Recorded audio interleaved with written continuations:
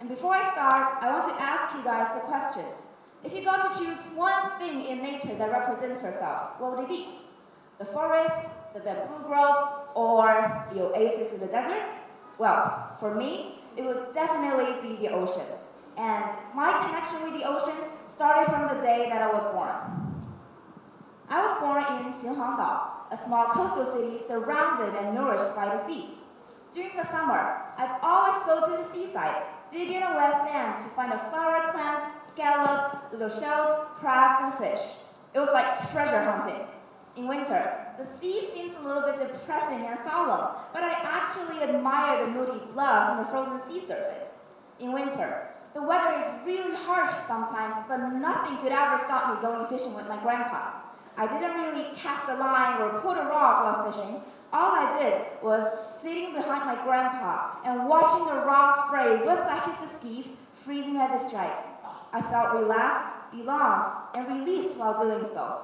And somehow since then, I first built my connection with the sea. And I also became obsessed with traveling to different seasides. So, when I was 6 years old, I went to Lily Island in Maldives. The white sandy beach, pristine turquoise water, and extraordinarily beautiful underwater world are kept in my mind deeply. I still remember that when I was in Maldives, I spent about 6 hours every single day just staying underwater, snorkeling, observing the colorful coral reefs and the little fish. And one afternoon, when I was snorkeling alone in the sea, behind my water villa, a devilfish passed only 10 centimeters from me. I was scared stiff, but also extremely excited. And I was also totally captivated by the fascinating marine life ever since. As I look back, I discovered that was actually my first intimate connection with the sea. I consider the sea sacred and inviolable, but afterwards, something had changed.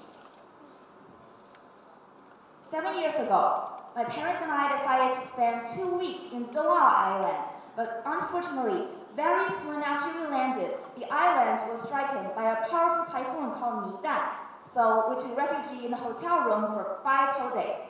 After the typhoon was gone, what I saw on the beach completely blew my mind. Plastic bottles, food packages, goggles, diapers, condoms, every part of the sand was covered by garbage. And it was like that the typhoon is a harsh medicine, which made the sea vomit out all the garbage thrown to her in a destructive way. And after that day, I finally realized that the marine life was suffering irreparable damage. So, here are some shocking numbers from the latest report. 100 million marine animals die each year from plastic waste alone.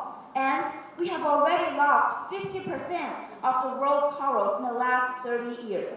Well, you might think that this is none of our business, but speaking of human beings themselves, water contamination is responsible for 250 million clinical cases of human diseases annually. And at a current rate, our waters will be 150% more acidic than now. How astonishing and pathetic. Well, it is true that damages like the already bleached 93% of the corals in the Great Barrier Reef of Australia is nearly impossible to fully recover. But at least we can do something to make even the smallest of differences. Selfishly speaking, we are doing this to save the water resources, to save ourselves, and in the long run, we are protecting the sea and saving the nature. Well, good news is there are already a lot of people making an effort. As in the field of fashion, some designers turn to pay more attention to sea pollution problem in recent years. They make clothes with plastic bags and trash, trying to influence people by a mighty sense of vision pounds. Some mainstream luxury brands are also using their own strength to spur on the public and participate in marine protection problem. And back to my hometown, Xinhuangdao. The government is also concentrating on marine environmental governance. Look, these are all the things that they have done. And lately, they are repairing the shoreline and making the seaside there a famous tourist resort. Even some locals and visitors are joining the volunteer activities. So the sea is becoming more and more beautiful, even attracting some seagulls coming by. As a native of the city and an old friend with the sea, I'm incredibly happy to see this. Well, for us, We are high school students, right? Someone might think that we are not capable of doing anything, but it's not true. I have a friend called Jojo. She made an art project by collecting the plastic bottles in school and remake them into the beautiful jellyfish. So as we can see, plastic can be recycled and reused for some great purposes instead of being a main source of the pollution. So please start doing something. I mean, maybe forward an article about marine protection problem, make some safe and sustainable seafood choices, use fewer plastic products.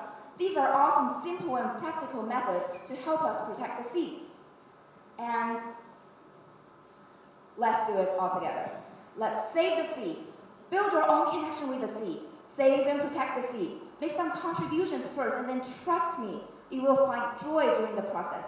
And I believe that because of our efforts, the sea will become more and more beautiful. So that's all. Thank you. Thank you for sharing.